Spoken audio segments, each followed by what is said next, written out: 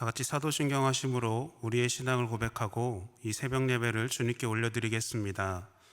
전능하사 천지를 만드신 하나님 아버지를 내가 믿사오며 그 외아들 우리 주 예수 그리스도를 믿사오니 이는 성령으로 잉태하사 동정녀 마리아에게 나시고 본디오 빌라도에게 고난을 받으사 십자가에 못 박혀 죽으시고 장사한 지 사흘 만에 죽은 자 가운데서 다시 살아나시며 하늘에 오르사 전능하신 하나님 우편에 앉아 계시다가 저리로서 산자와 죽은 자를 심판하러 오시리라. 성령을 믿사오며 거룩한 공회와 성도가 서로 교통하는 것과 죄를 사하여 주시는 것과 몸이 다시 사는 것과 영원히 사는 것을 믿사옵나이다. 아멘.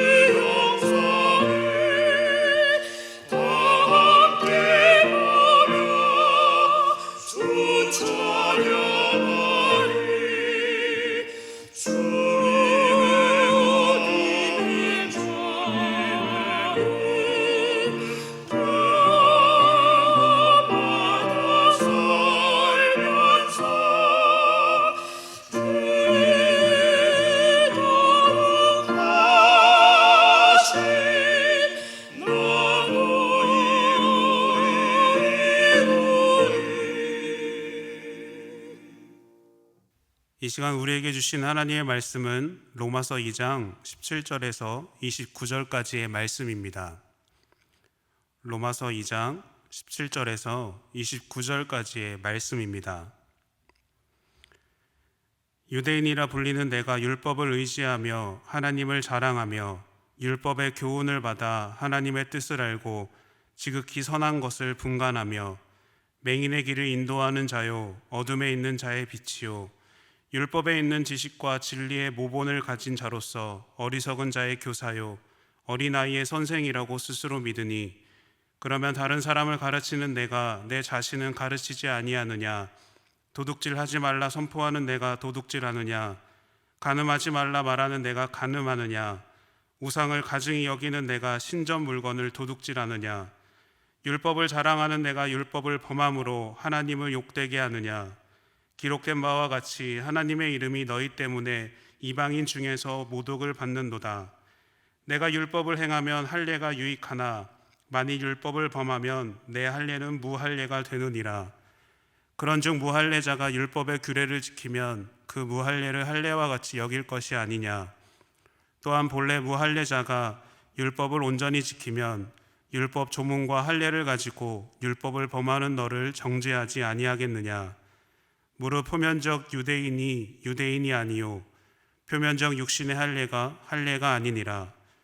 오직 이면적 유대인이 유대인이며 할례는 마음에 할지니 영에 있고 율법 조문에 있지 아니한 것이라. 그 칭찬이 사람에게서가 아니요 다만 하나님에게서니라. 아멘. 함께 기도하겠습니다. 사랑의 주님, 오늘도 우리에게 새 생명을 허락하시고 믿음의 길로 이끌어 주시는 은혜에 감사를 드립니다. 언제나 부족하고 연약한 우리들이기에 하나님 말씀에 순종하고 믿음의 길에 서려고 노력하지만 우리의 뜻대로 되지 않을 때가 있음을 고백합니다. 이 시간 우리를 용서하여 주시고 다시 한번 하나님의 자녀로 살아가는 우리가 될 수 있게 인도하여 주시옵소서. 코로나19로 우리 삶의 많은 것들이 변화되었습니다. 그러나 하나님을 향한 믿음과 고백, 하나님을 향한 사랑은 변함이 없게 하시며 이 시간 속에서도 하나님의 은혜를 전하는 빛과 소금의 역할을 감당하는 우리가 될 수 있게 하여 주시옵소서. 언제나 주님과 동행하는 삶을 살게 하시며 말씀으로 우리를 비추어 늘 겸손하게 살아가는 우리가 되게 하셔서 믿음의 삶을 살아가는 우리의 매일의 시간이 될 수 있도록 함께하여 주시옵소서. 이 시간 주님께서 홀로 영광 받아주시는 시간 되길 기대하며 예수님의 이름으로 기도합니다. 아멘. 이 시간 하나님께 마음을 들여 나온 우리들 가운데 하나님께서 주시는 은혜와 축복을 경험하는 귀한 시간이 되시길 소망합니다. 오늘은 마음을 드리는 믿음의 삶이라는 제목으로 말씀 나누겠습니다. 두 명의 단짝 친구가 있었습니다. 두 명은 친했지만 종교는 달랐는데요. 한 명은 크리스천이었고 다른 한 명은 무교였습니다. 어느 날 무교인 친구가 크리스천 친구를 찾았는데 그 친구가 어디에서도 보이지 않는 거예요. 그래서 무교인 친구는 그 친구가 있을 만한 곳을 생각해 보았습니다. 그러다 갑자기 교회가 떠올랐어요. 왜냐하면 평소에 크리스천 친구가 자주 교회에 가서 기도한다는 것을 알았기 때문이죠. 무교인 친구는 교회로 당장 달려갔고 교회 문을 열어보니 낯익은 목소리가 들렸습니다. 하나님, 저는 정말로 부족한 사람입니다. 저는 매일 잘못을 저지릅니다. 용서해 주세요. 무교인 친구는 소리가 나는 곳으로 조용히 갔습니다. 그리고 친구의 기도를 듣고 그 친구를 시험해 보기로 합니다. 무교인 친구는 크리스천 친구 옆에서 소리를 칩니다. 야, 이 부족한 놈아! 그 소리에 기도를 하던 친구가 다시 소리를 쳤습니다. 뭐라고? 내가 부족한 게 뭐가 있어? 크리스천 친구는 방금까지 하나님께 부족하다고 죄를 지어서 용서해달라고 기도하고 고백했던 상황이었는데요. 그런데 그의 마음에는 자신이 진짜로 부족하다고 인정하는 마음은 없었던 것 같습니다. 우리나라 사자성어 중에 표리부동이라는 말이 있습니다. 그 뜻은 겉과 속이 같지 않다는 것으로 속마음과 다르게 말하거나 행동하는 것을 의미합니다. 오늘 말씀을 보면 믿음이 있다라고 이야기하지만 그 겉과 속이 다른 행동을 보이는 표리부동과 같은 사람들을 만나게 되는데요. 그 사람들은 유대교인들입니다. 유대교회는 오래전부터 전해 내려오는 전승이 있습니다. 그것은 할례를 받은 사람은 지옥문 옆에 앉았을지라도 지옥에 떨어지지 않도록 아브라함이 책임져 준다는 전승입니다. 유대인들은 하나님께서 택하신 백성으로 모세를 통해 율법을 받은 백성들이고 할례를 통해서 하나님과 언약을 맺은 특별한 민족이라고 생각했습니다. 또 그 생각은 유대인들에게는 어떠한 잘못을 해도 하나님의 특별한 은혜가 보장된다라는 우월감을 만들었죠. 이런 생각과 행동이 쌓이다 보니 아마도 이런 전승이 계속해서 내려져 오는 것은 아닌가 싶습니다. 유대인으로 증명되는 가장 기본적인 증거는 두 가지가 있는데요. 첫 번째는 할례입니다. 할례는 하나님께서 아브라함에게 주신 하나님의 백성이라는 증표입니다. 그것은 하나님과 유대인들만이 가질 수 있었던 언약 중에 하나였습니다. 그래서 아브라함의 후손들은 꼭 할례를 받아야 했습니다. 그리고 두 번째는 율법입니다. 율법은 하나님의 말씀인데요. 율법을 따른다는 것은 하나님 앞에 죄를 용서받을 수 있는 기준이 되는 것이고 하나님 뜻대로 바르게 산다는 것을 의미합니다. 유대인들의 삶에서 율법과 할례는 자랑거리였습니다. 왜냐하면 하나님으로부터 받은 약속이기 때문에 또 그로 인해 자신들은 하나님의 백성이라는 생각이 늘 있었기 때문입니다. 그들은 율법과 할례를 통해서 선택받아서 어떤 상황 속에서도 당연히 구원을 받을 것으로 생각했습니다. 이런 특권을 누리려면 그들은 당연히 하나님을 잘 믿어야 했고 율법을 잘 지켜야 했습니다. 그런데 그들의 모습은 어땠을까요? 그들 안에는 예수님은 없었습니다.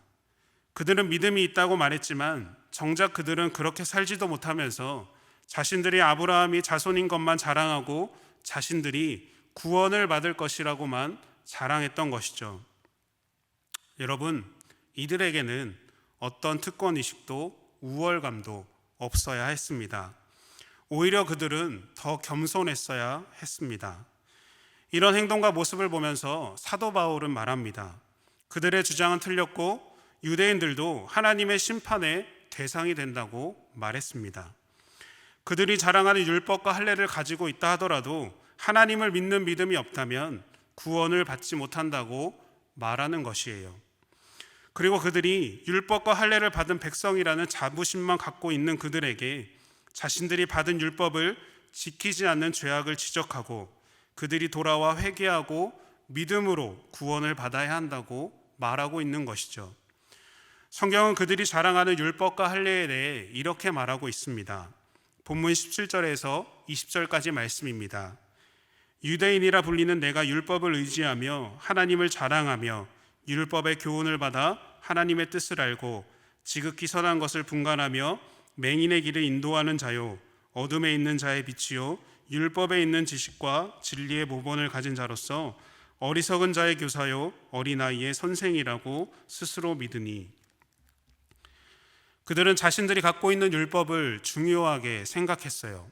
그만큼 율법을 의지한다고 하면서 하나님을 자랑했고 하나님의 뜻을 안다고 하면서 맹인의 길을 인도하고 어둠에 있는 자들에게 빛을 비추고 어리석은 자의 교사이자 어린아이의 선생이라고 믿었습니다.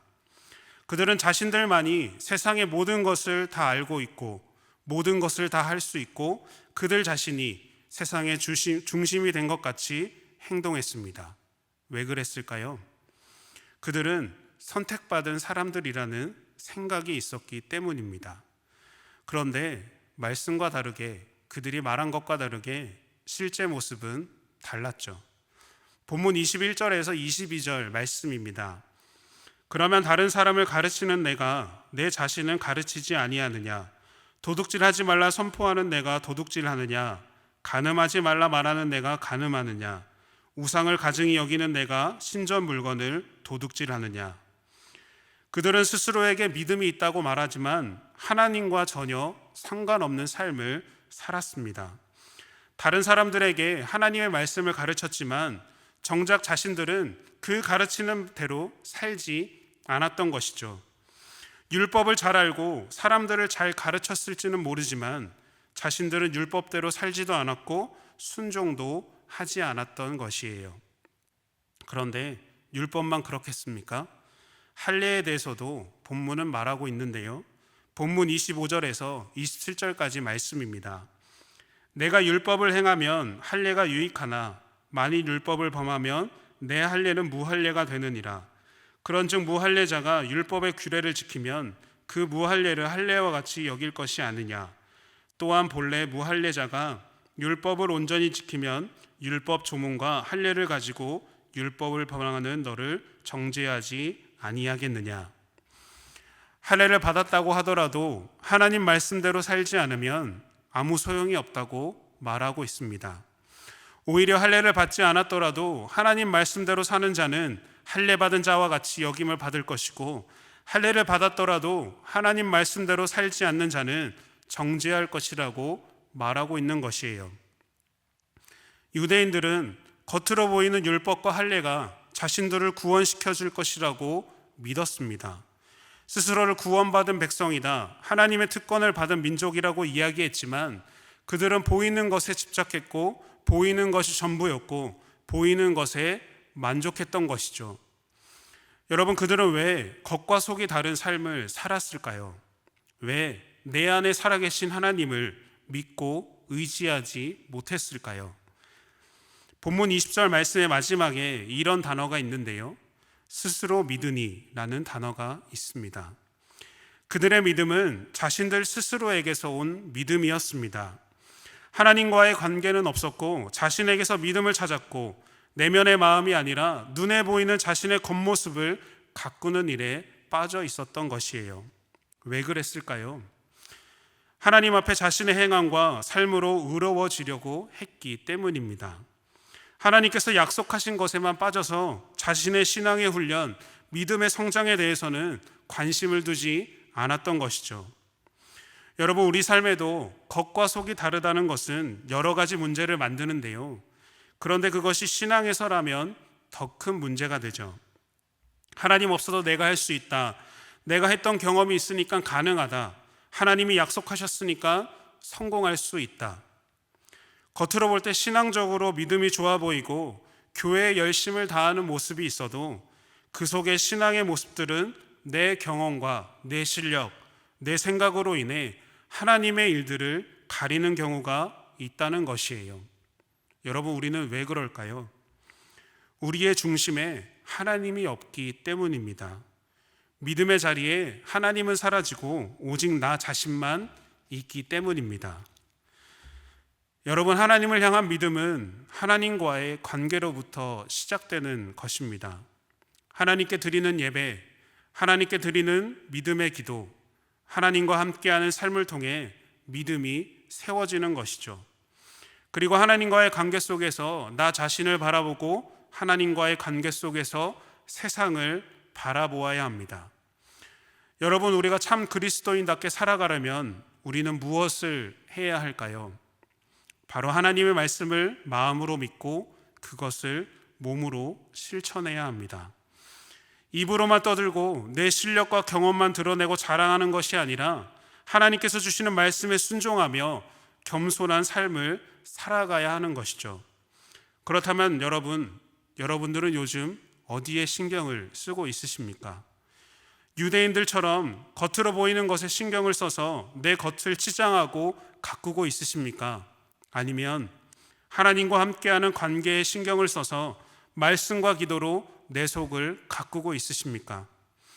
우리는 겉으로 보이는 것이 아니라 우리의 중심이 성령의 임재 안에서 하나님과 깊은 관계를 누리도록 노력하는 우리가 되어야 할 줄로 믿습니다. 여러분, 우리가 살고 있는 시대는 우리의 눈에 보이는 것을 강조하고 집중하게 만들고 있습니다. 너가 무엇을 보여줄래? 너가 무엇을 갖추었니? 너는 어디에 속해 있니? 많은 사람들이 그것에 맞추기 위해서 내가 가진 것은 무엇인지, 내가 무엇을 갖고 있는지, 내가 어디에 속해 있는지에 더 관심을 갖고 있다는 것입니다. 그러나 하나님께서 인정하시는 참 그리스도인은 세상의 모습과는 다르다는 것을 우리는 분명히 기억하셔야 합니다. 하나님은 겉으로 화려하고 보이는 사람을 찾는 것이 아닙니다.